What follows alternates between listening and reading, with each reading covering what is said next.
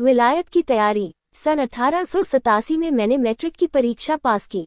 देश की और गांधी कुटुंब की गरीबी ऐसी थी कि अहमदाबाद और बम्बई जैसे परीक्षा के 2 केंद्र हों, तो वैसी स्थिति वाले काठियावाड़ निवासी नजदीक के और सस्ते अहमदाबाद को पसंद करते थे। वही मैंने किया। मैंने पहले पहल राजकोट से अहमदाबाद की यात्रा अकेले की। बड़ों की इच्छा थी कि पास हो जाने पर मुझे आगे कॉलेज की पढ़ाई करनी चाहिए। कॉलेज बम्बई में भी था और भावनगर में भी। भावनगर का खर्च कम था, इसलिए भावनगर के श्यामलदास कॉलेज में भर्ती होने का निश्चय हुआ। कॉलेज में मुझे कुछ आता न था, सब कुछ मुश्किल मालूम होता था। अध्यापकों के व्याख्यानों में न रस आता और न मैं उन्हें समझ पाता। इसमें दोष अध्यापकों का नहीं, मेरी कमजोरी का ही था। उस समय के श्यामलदास कॉलेज के अध्यापक तो प्रथम पंक्ति के माने जाते थे। पहला सत्र पूरा करके मैं घर आया। कुटुंब के पुराने मित्र और सलाहकार एक विद्वान, व्यवहार कुशल ब्राह्मण मावजी दवे थे। पिताजी के स्वर्गवास के बाद भी उन्होंने कुटुंब के साथ संबंध बनाए रखा था। वे छुट्टी के इन दिनों में घर आए।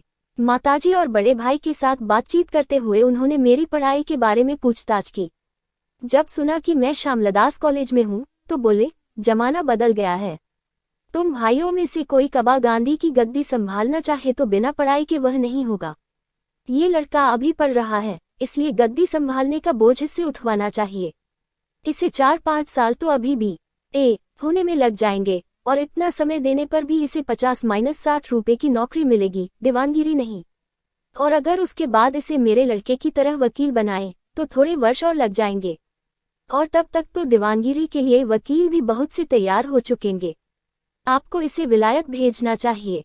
केवलराम मावजी दवे के लड़के का नाम कहता है कि वहाँ की पढ़ाई सरल है। 3 साल में पढ़कर लौट आएगा। खर्च भी 4-5 हजार से अधिक नहीं होगा। नए आए हुए बारिस्टरों को देखो, वे कैसे ठाठ से रहते हैं। वे चाहे तो उन्हें दीवानगिरी आज मिल सकती है। मेरी तो सलाह है कि आप मोहनदास को इसी साल विलायत भेज दीजिए।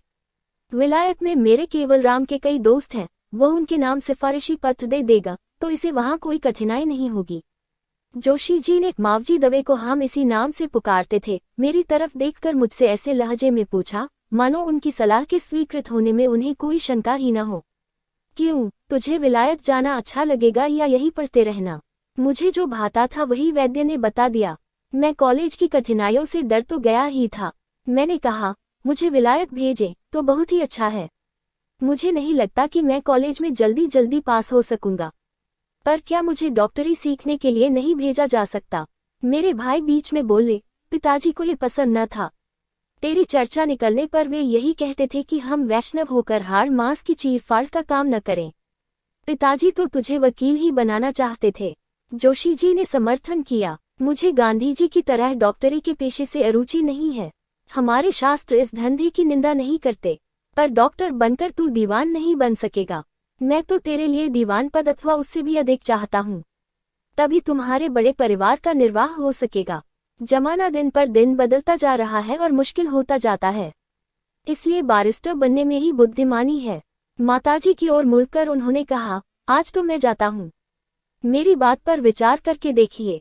जब मैं लौटूंगा तो तैयारी के समाचार सुनने की आशा रखूंगा।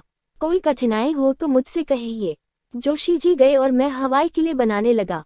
बड़े भाई सोच में पड़ गए, पैसा कहाँ से आएगा और मेरे जैसे नौजवान को इतनी दूर कैसे भेजा जाए। माताजी को कुछ सूझ न पड़ा।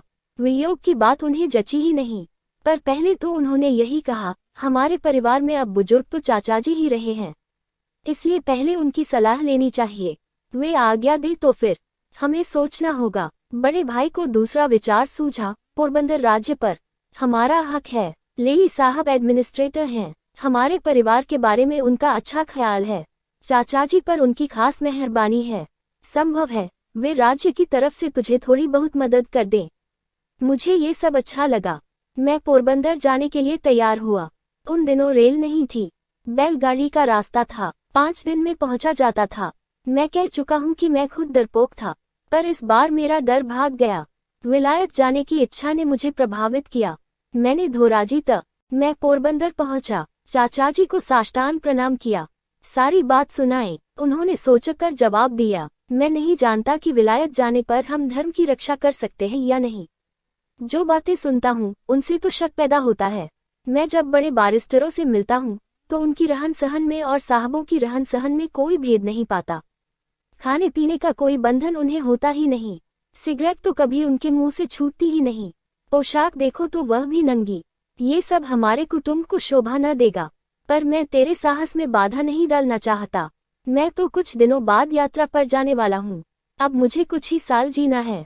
मृत्यु के किनारे बैठा हुआ तुझे विलायत जाने की समुद्र पार करने की इजाजत कैसे दूं? लेकिन मैं बाधक नहीं बनूंगा। सच्ची इजाजत तो तेरी माँ की है। अगर वह तुझे इजाजत दे दे तो तू खुशी खुशी जाना।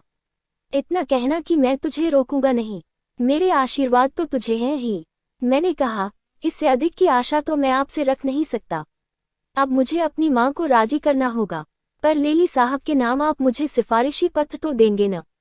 चाचा जी ने कहा, सो मैं कैसे दे सकता हूँ, लेकिन साहब सज्जन हैं, तू पत्र लिख, कुटुंब का परिचय देना, वे जरूर तुझे मिलने का समय देंगे और उन्हें रुचेगा तो मदद भी करेंगे। मैं नहीं जानता कि चाचाजी ने साहब के नाम सिफारिश का पत्र क्यों नहीं दिया। मुझे धुंधली सी याद है कि विलायत जाने के धर्म विरुद्ध कार्य में इस तरह सीधी मदद करने में उन्हें संकोच हुआ। मैंने लेली साहब को पत्र लिखा। उन्होंने अपने रहने के बंगले पर मुझे मिलने बुलाया। उस बंगले की सीढ़ियों पर चढ़ते चढ़ते वे मुझसे मिले और मुझे ये कहकर ऊपर चले गए, तू भी कर ले, फिर मुझसे मिलना। अभी कोई मदद नहीं दी जा सकेगी।